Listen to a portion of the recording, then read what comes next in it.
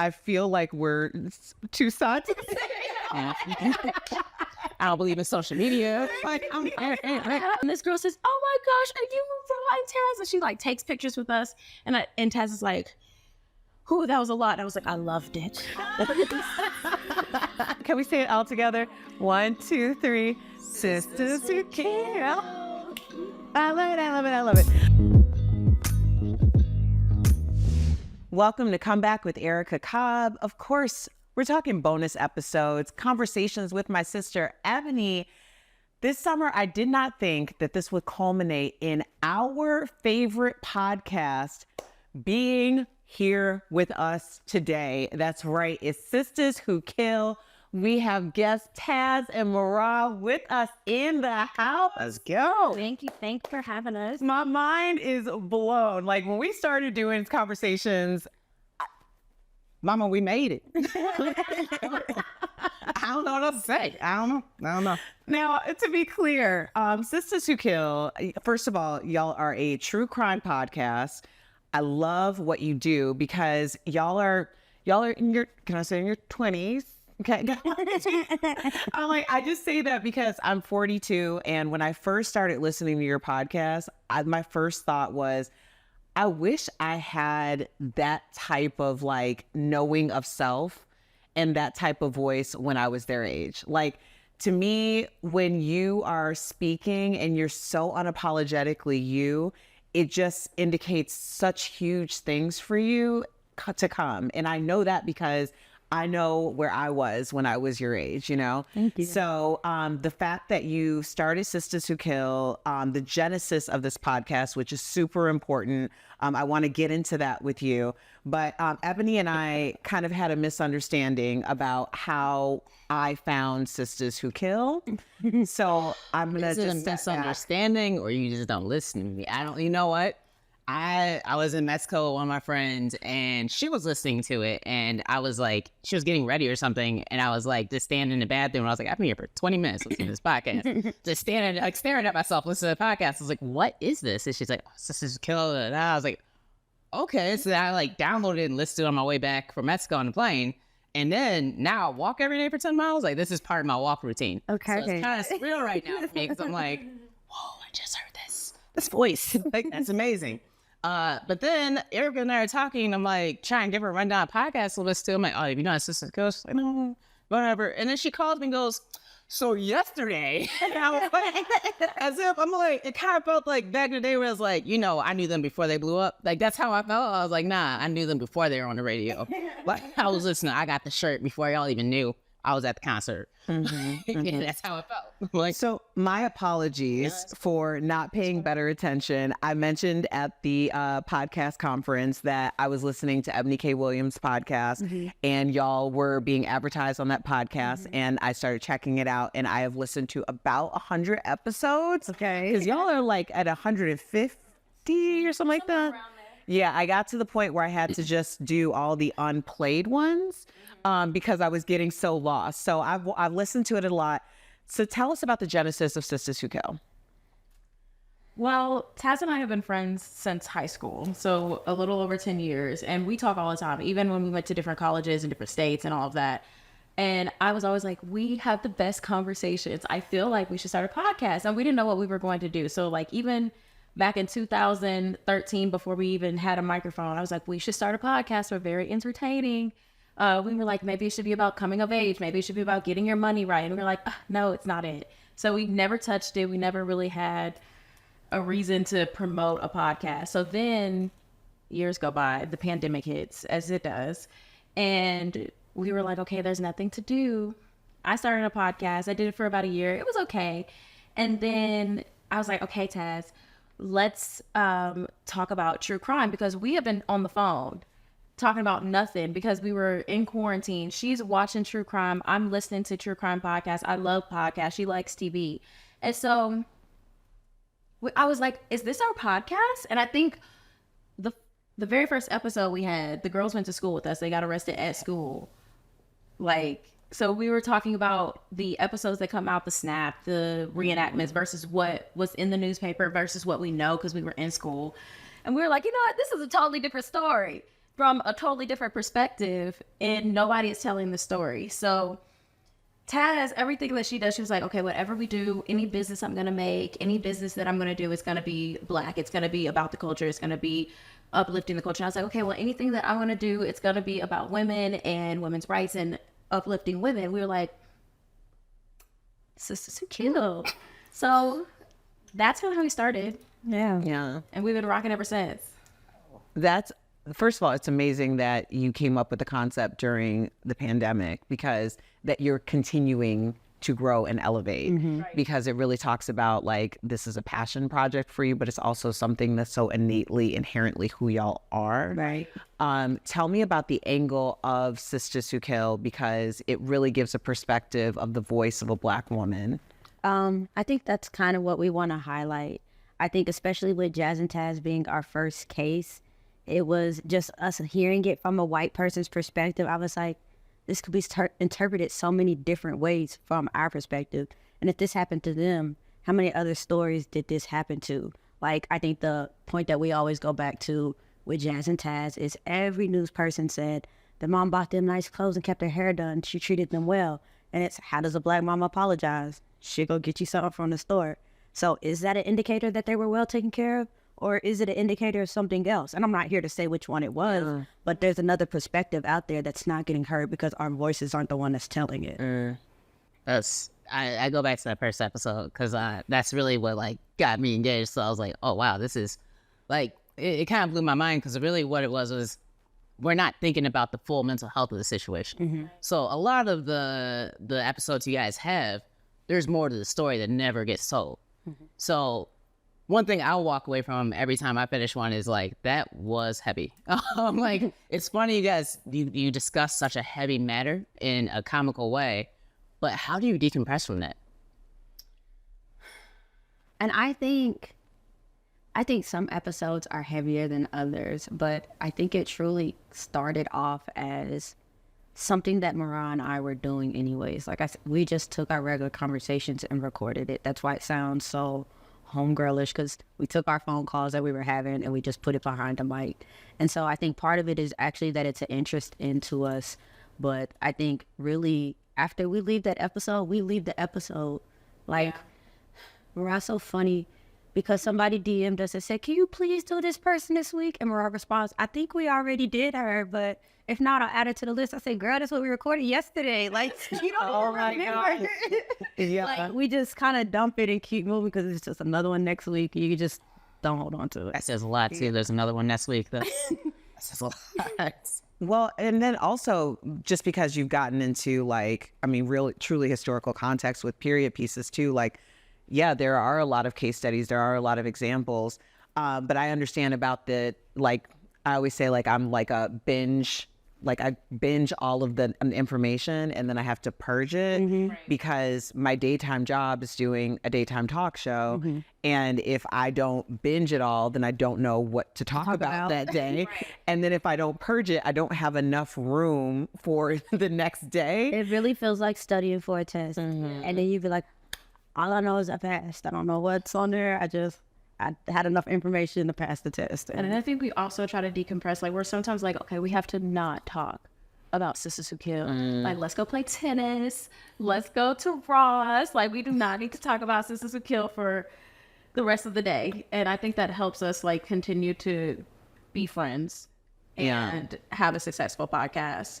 So, yeah. I was going to ask about your interpersonal relationship because, I mean, obviously, y'all have been doing this for two years. Yeah. Jeez. Like, I had to think about more what the date was than like how many episodes. But yeah, so y'all have been doing this for 2.5 years. It's a business. Any creator will tell you I've had my brand since 2016 in terms of like consecutively had my brand since 2016.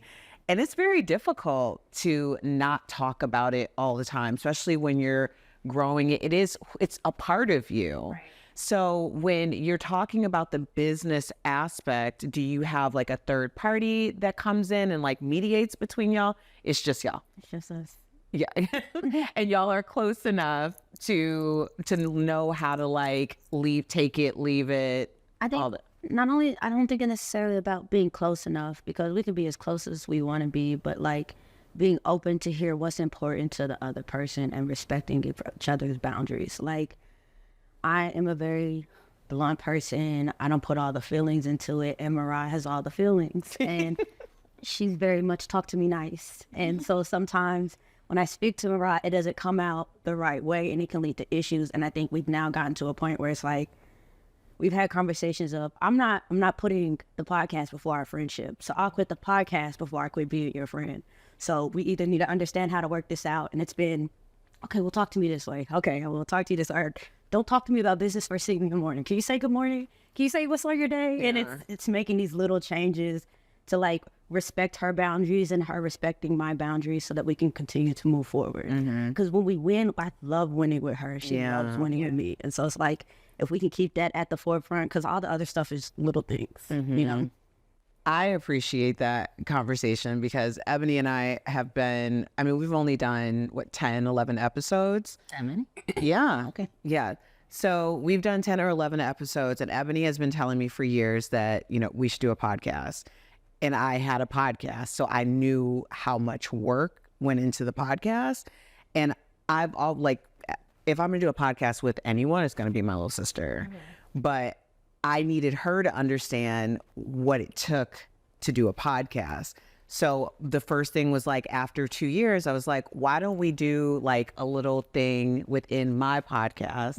And then we can spin off once you know if this is something you want to commit to, once we know what we want to really focus in on.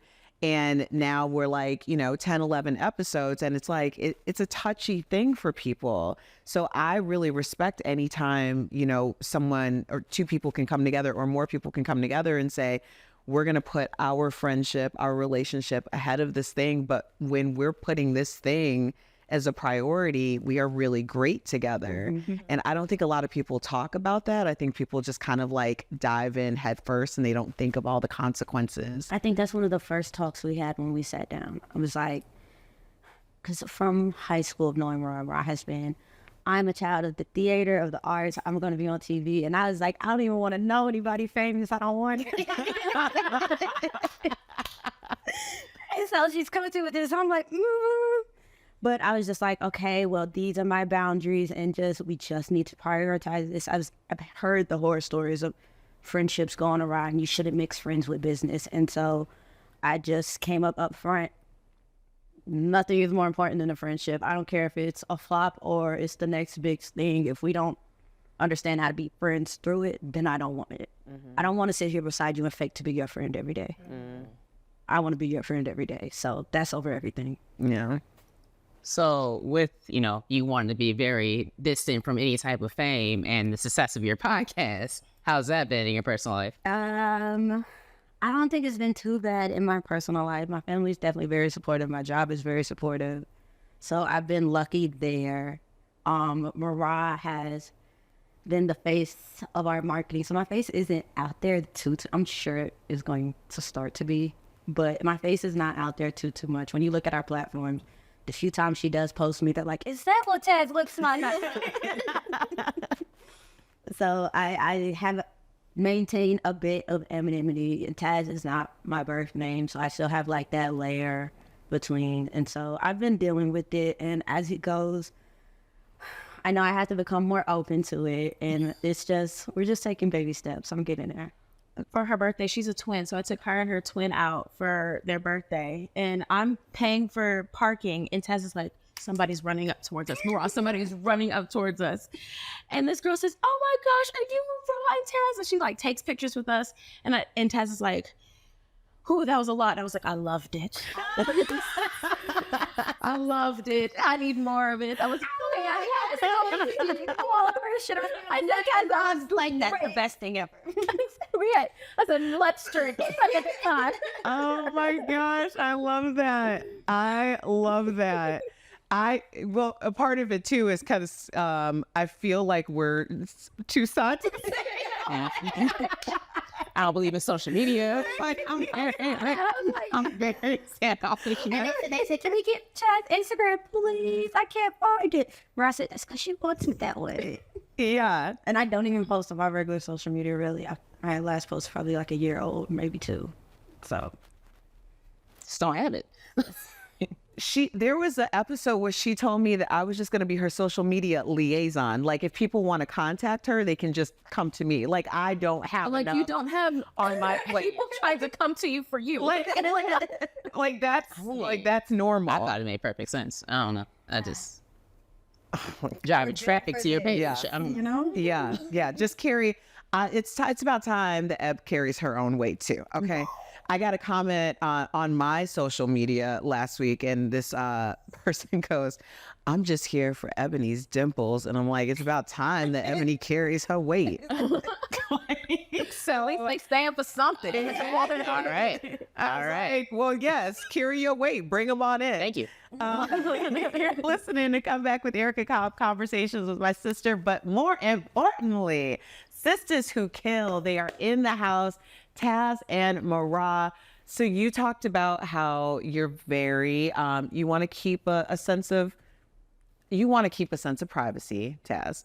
And MaRah, you're like very much like, well, first of all, you're going to be a Broadway star. Is that right? That's the dream. That's the goal. I went to New York for a little while, and that was at the beginning of the pandemic. So now I've been finding new ways to express my creativity, and I love it. Yeah. Because one of the episodes that I heard, one of the first episodes I heard in the beginning was that the day that Broadway closed, y'all started the podcast. A year after. The 1 year anniversary. So March 12th, I had, let's set the scene. So it was picture it. March 12th, 2020. So the night before, I went to go see Miss Doubtfire on Broadway, and it was in previews. So it was like the second or third show. And then the next day, it was March 12th, March 13th, I was going to go see Diana on Broadway. And on 12th, they were like, no one's going to anything. Everybody's staying home. And this was when I was in New York. And I was like, what do I do? I just moved to New York. I thought I was going to be a Broadway star, but the world just closed. What do I do? Yeah, and I came back down to the South. So here I am, starting over. Oh, that is, but when you think about the pivot, because like, what was your situation for lockdown? My situation was fun. I had a 400 square foot apartment. That's a garbage can. And I had a business. So I was doing, the business started to take off. It was a co-working space, an event space. Oh, yeah. So during the pandemic, that shut down. So then I tried to write it out for a couple months, didn't work out. So I decided, looked at my company. I'm an engineer, so my company went 100% remote. I was like, I'm gonna go move in with my parents. I was gonna save some money and just move with my parents. So I was living in the Bay Area. So I moved in, and that was an experience, but it was a pivot, because then once I was able to, the game plan was I'm just gonna travel for as long as possible. So I didn't really have a landing spot, but it was just traveling and mostly, crashing here. Yeah, well, of course. Taz, what was your situation when lockdown? I loved it. I had a transitional period right before the shutdown, and I had lost my job, but I was already on unemployment. And I was like, you know what? I've been struggling to work and finish school. So before the pandemic even happened, I said, I'm just going to ride out this unemployment and focus on getting my degree. I had 1 semester left. I was like, I'm just going to pack it up and focus. And then I kind of got grandfathered into the COVID unemployment, but I didn't have a job before then. So, a lot of people were being forced to come back to their job, or it would end. I didn't have that issue. I just got to stay on it. So I was like, okay, now I'm just graduated and I'm ready for this big girl job, and nobody's hiring. They've laid off, and I don't have any work experience in this field. So then that's when I was like, okay, I'm gonna make experience. So I started interning for free. I work in project management. I was like, I'll intern with this startup for free. I'll do this one for free. I'm just trying to build a resume. And in between that, I kind of just enjoy myself. Yeah. I have free membership to the Y. I did water aerobics Monday and Wednesday. I followed up with some laps. I hang out in my yard, and I loved it. I was painting. I just really I stayed off of work for a year and a half. Yeah. And just, in the meantime, did the podcast, came into a job that I liked, that was willing to teach me and kind of I had a very smooth transition, but I loved the break and being able to just do things that I wanted to do without any pressure from anybody else. So. Yeah. I ask because so much of the comeback is everyone's deserving of the comeback they're willing to earn. And when the pandemic happened, it was a very weird time for me because I had my pandemic time in my life years before. So it didn't impact me the same at that time, but I had already gone through all of the things that a lot of people were experiencing. And what I was very clear for sure is that this is going to create new successful entrepreneurs, new successful creators. People are going to find a sense of balance in their lives that they've never been afforded before. And things like this, like financial uncertainties, when there's economic collapse, creates more millionaires and more success stories, although we don't generally hear about it. And generally, it comes from minority groups because we are so resilient. So when I hear your stories, and I know Ebony's story personally, it's like, these are the stories that it makes me so excited to hear because that was what I was betting on. You know, I was betting on these things. Such a good refresh button. And I feel like for the most part, everybody came out the pandemic knowing what they didn't want. You know what I mean? Yeah. Like, I went from working in a job where I was opening and closing. I didn't see daylight except for looking out the mirrors. And I was like, never doing that again. I work remote. I work from the yard sometimes just because I want to be outside. You know? And like, I don't ever want to do that again. And I wasn't going to take a job that made me have to do that again. And just you moving towards focusing in your field. And it's like, I'm not taking any more, not outside my field, whatever has to be. I started teaching pre-K for a little while. That didn't last long. I was a great temporary placeholder until they got somebody that could deal with kids. And I love kids. I love them. But I was like, I can never be a teacher. That was a hard time. And it taught you what you shouldn't settle for.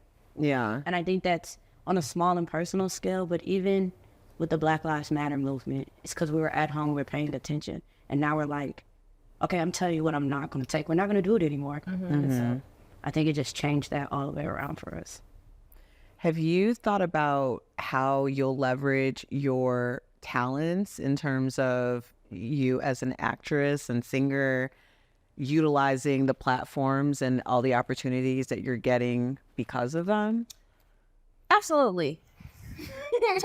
I think a weird thing happened when Sistas Who Kill started. I wasn't performing anymore. I was broke. I had nowhere to live. And so I was like, what do? I have to go get a real job. So I did that for a while. I'm still working a real job, luckily in the arts field, but I wasn't putting a lot towards my brand. And then when Sistas Who Kill started, I put a lot towards Sistas Who Kill. And I am it's 2.5 years.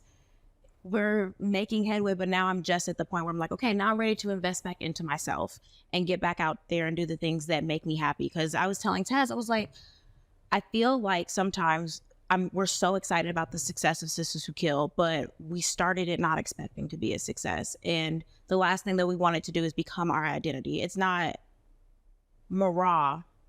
MaRah is not Sistas Who Kill. Sistas Who Kill is hosted by MaRah and Taz, you know? It's its own brand. So I am just at the turning point of investing all of those resources back into myself. And I'm really excited for what it's going to look like. So like I just started a YouTube channel. I don't know what I'm doing, but I'm just putting some random thing up there every week, even if it looks like crap, just to make myself move in the direction that I ultimately want to be in. I'm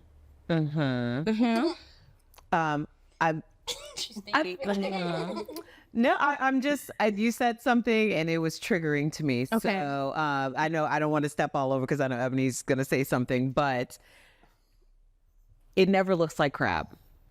And when I first met y'all and I was like, I started from the beginning and y'all like, oh God. And I'm like, no, I don't want to hear, oh God. I don't want to hear it might look like crap. That's not true. The reason why I committed to y'all is because there was a steady growth Yeah. There was like, you were listening to what you were putting out and you were making it better each week. Like, that's exciting for people to be a part of. Like when Ebony said, you know, I was with them before they got, you know, before they popped out, before they're on the radio. Like, there's a sense of pride, you know, to be like a day one person. Or I know I was late to the game because I don't listen to my sister apparently. It's okay. But there's so much pride in that. And like, people think that you have to put everything out and it has to be perfect in the beginning. And like, perfection, first of all, means a lot of resource. Right. And that's not necessarily resource that you are going to get a return on your investment. So it's almost like, are you doing it because it's your like God-given or whatever you believe in ability to do so, or are you doing it to flex on the gram? Like, those are two different things. So I love to see that there's like, oh man, they started out this way. Oh, what? There's a fund. When I heard about the fund, about the tech fund, I was like, oh my gosh. So I have been thinking for a while, like, how can I support these young women? Like, how do I do that? And so that, just the fact that we ran into each other, I was like, okay, there is definitely something, like, I have to connect with them because it's been on my heart. Like, do I advertise? Do I reach out? What do I do? And then this happened. So I did want to just say that anything you put out is perfect. It's perfect. And at the very beginning of Sistas Who Kill, like, we were sharing a microphone and we grew so quickly that people were like, okay, we need y'all to do something different. I was like, we're doing something different every week. One of these weeks. We're going to perfect it, but we just kept going. Like, there are plenty of times where I'm the emotional one and I'm like, it's horrible, everybody's going to hate us. And Taz like, just put it out. We're going to keep going. We can't stop. We got to go on out. I have a favorite episode. Yes. That she hates the most, and she will throw a fit. This episode sounded like crap. I'm wrong. I just had to listen to it recorded this piece of, like, it was horrible. And like, I love this episode. When y'all said, like, they loved it, MaRah, did you hear it? They loved it. Yeah. And then I'll turn my phone off and I'm like, I just put the episode out. I can't hear what's going on. No, it's true. You got on one time and you were like, okay, I'm sorry, there's an echo, so we apologize. We're going to give it to you anyway. And then at the end of the episode, I was like, she shouldn't even have said anything because I wouldn't have noticed. You're listening to Come Back with Erica Cobb. We are collabing with Sistas Who Kill. Can we say it all together? 1, 2, 3. Sistas Who Kill. I love it. Come Back with Erica Cobb. Conversations with my sister Ebony. More importantly, not more important than you. Conversations with Sistas Who Kill, Taz and MaRah, the hosts. Again, we just want to thank you so much for being here. I know, Ebony, you have some questions. Yeah, I mean, so we were talking about how you're getting recognized a little bit more. Has anyone been like, I'm gonna become a lawyer because of you guys? Like, has anyone been like, this is changing my trajectory of life? I feel like we may have gotten an email from a couple of college students and like, you might have like pushed me in that direction, or more so, I think more so though, as they're studying it, they love listening to us. So we have been cited in 2 college research papers. So some of our college listeners were like, we used your podcast as a case study, and I was studying and doing whatever, and I wrote a paper, and I was like, okay, look at us in MLA format.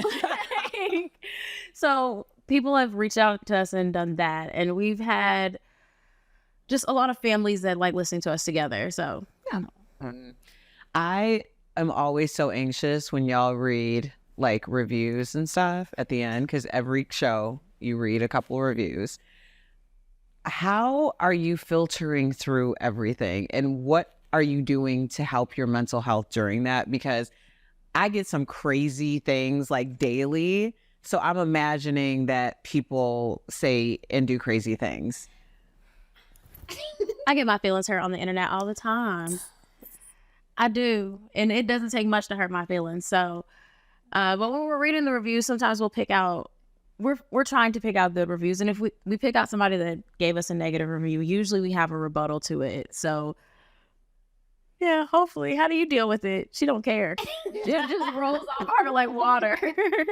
that's everybody's entitled to their opinion. You don't have to love me, but no, I really, when it's time for us to read the reviews, I open up the app and see what's right there. I'll be like, oh, somebody emailed us. let me go ahead and read this real quick. Or I saw something in the DMs that made me laugh. But I'm not into it. Oh, I'm so sorry. I'm not into it as deep as her. So, like, she'll read everything and pay attention to that one negative thing that they said. I'd be like, one person said, she'll be like, I'm never going to sing on the show again because this person said they find it annoying. I said, but 27,000 people said that they love when you do it.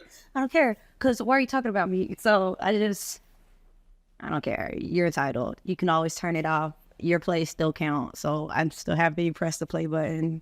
Exactly. It's very fame or shame. It's all the same game. I got an email recently, and it wasn't an email. It was like a DM or something. And this woman said that she was going to spend every day for the rest of her life trying to get me fired from my job. I would have cried all morning. So awesome. And I like read it, and then I put my phone down, and then I picked it up and read it again, and I did cry because I laughed. And so you were still bothered. It was the funny, like, ma'am. You have so much time on your hands. I respect it. The commitment, like,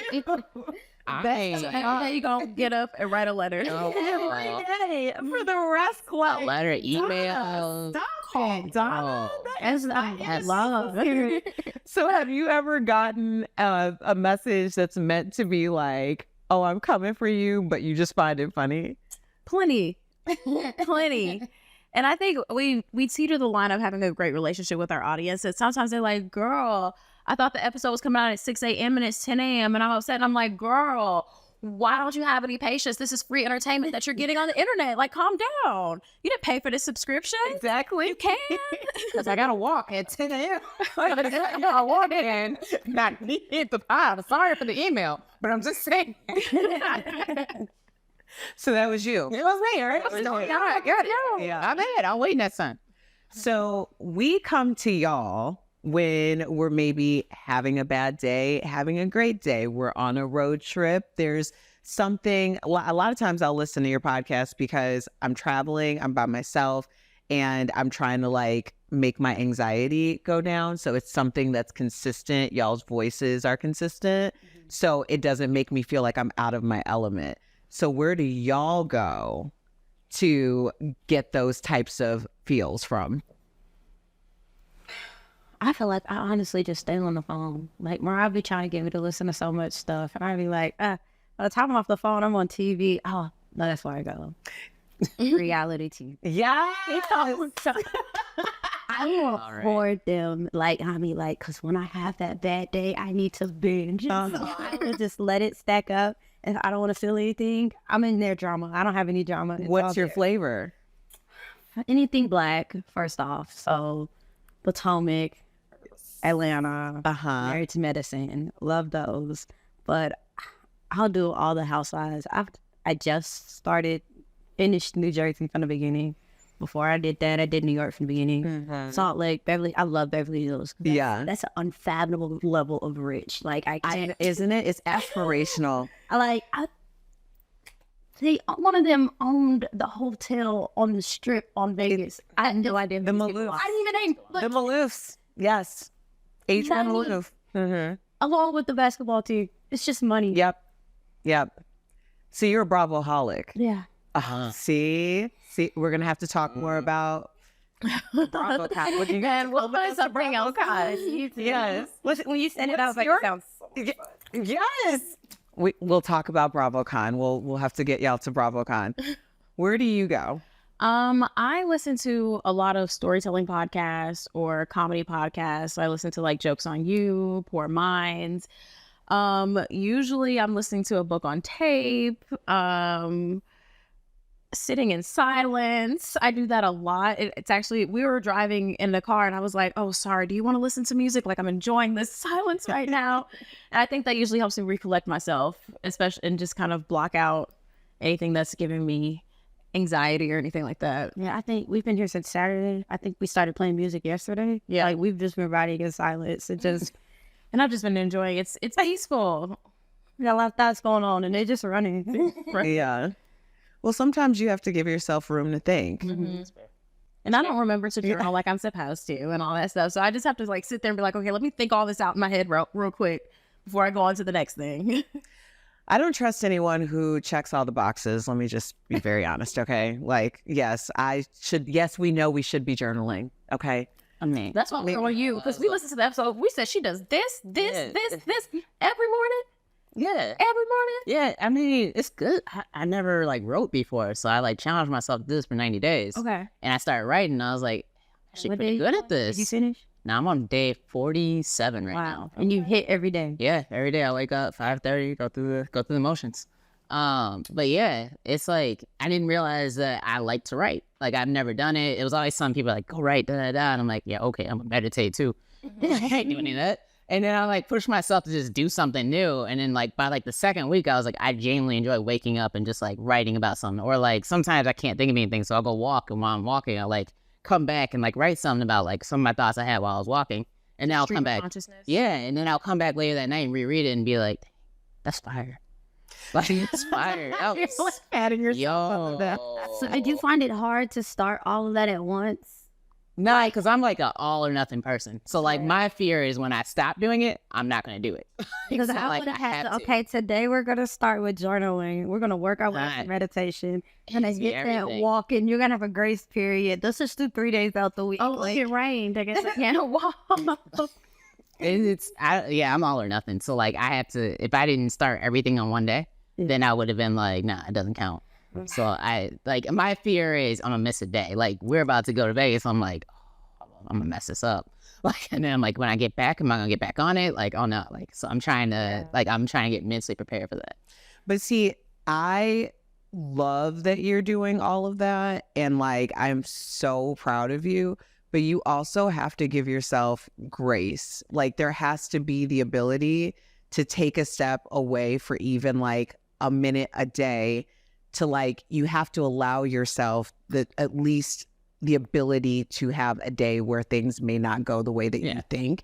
And then you come back because like and that's always been my thing with any time, because we are very similar. Like I used to do fitness competitions. Ebony is an athlete. Like it was, everything is all. Mm-hmm. But like I would go 6-8 months, never cheating on my diet, working out every day, like never doing all of these things. And the moment that I did, my whole life fell apart. You know, it was like, oh no, I messed up. And that's just like indicative of this perfection that we believe that we have to have. And like, it's just unattainable. And that's why I said like, I don't trust anyone who always checks all the boxes because it's unrealistic. We're humans and we're fallible.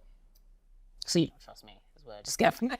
No, I trust you. Because that's not who you are. It's what you're doing. Those are two different things.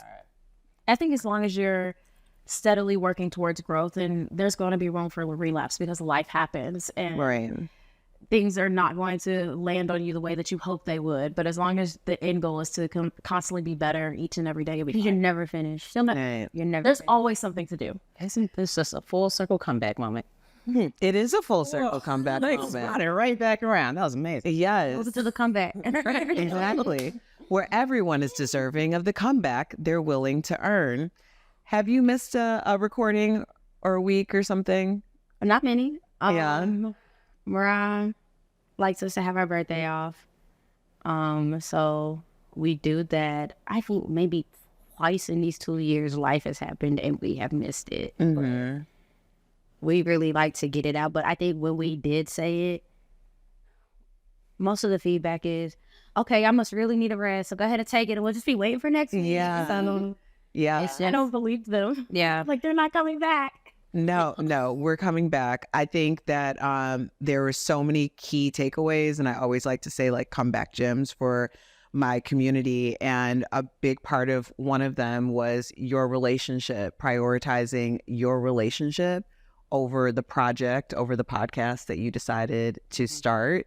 That y'all are not the podcast. It's just what you do. Mm-hmm. And also the idea of taking a break. Y'all, if you established from the beginning that you were going to take your birthdays off, y'all are so ahead of the game. Because again, like that all or nothing attitude, like the first time I missed posting. Like I had gone every single week and it had been like maybe a year and a half. I had never missed a week.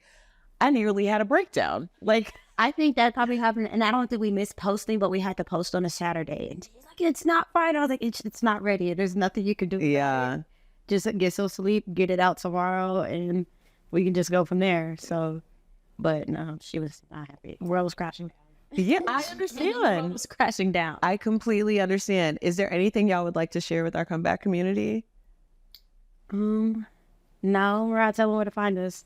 Oh yeah, you can find us anywhere. So Sistas Who Kill on Twitter, Sistas Who Kill Pod on Instagram, Sistas Who Kill Podcast on TikTok. You can follow us on Facebook. We have a private Facebook discussion group. We talk a lot in there. You can, But you have to answer all the questions. Answer the questions.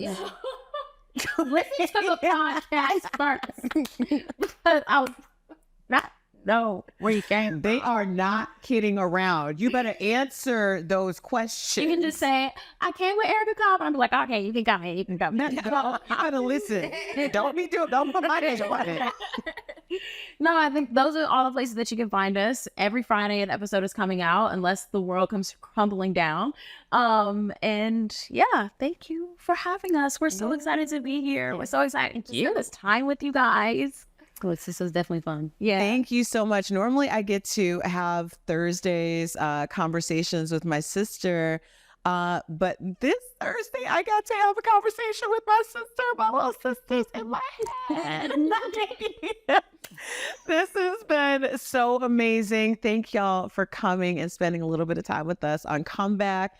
Ebony, is there anything you want to add before we go? We know that we can't find you anywhere. I mean, you can try. Yeah. You know what right here. Hit up Erica, do the DM through Erica. She'll figure it out. She'll angrily text me in the morning on a Saturday. Yeah. Have your people call her people. Yeah, I mean, you know how it goes. But thank you so much. I really appreciate this. Thank you. And if you are listening in your car, and I know you're binging us right now, check out the visuals on YouTube because we have a nice little setup in this. I don't know what we're going to call this studio. Every time we move to anytime the camera turns to a different place in the house, we're just like, and here we are in the foyer studio. And then, of course, if you're on YouTube, binge us on the podcast. Go back to comeback.tv. where all the episodes are out there. Thank you for listening. Thank you, MaRah and Taz. Thank you for having us. Thank you. And check out Sistas Who Kill. Till next time. Bye.